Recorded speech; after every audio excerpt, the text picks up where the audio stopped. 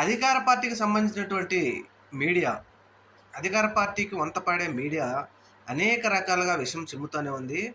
అయితే ఇప్పుడు వారి పేపర్లలో, టీవీ ఛానల్‌లో కొన్ని కొన్ని కొత్త కొత్త పదాలు గూడా మాట్లాడుతా ఉంది. మరి ఆ పదాలకు, వీళ్ళకు ఏమి సంబంధం లేదా అనేది ఒకసారి చూద్దాం.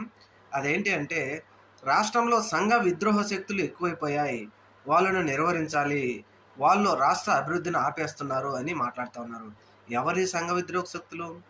అసలు ప్రతి పార్టీకి ముఖ్యంగా కార్యకర్తలు ముఖ్యం. మరి వీళ్ళు ఏమని రాస్తున్నారు?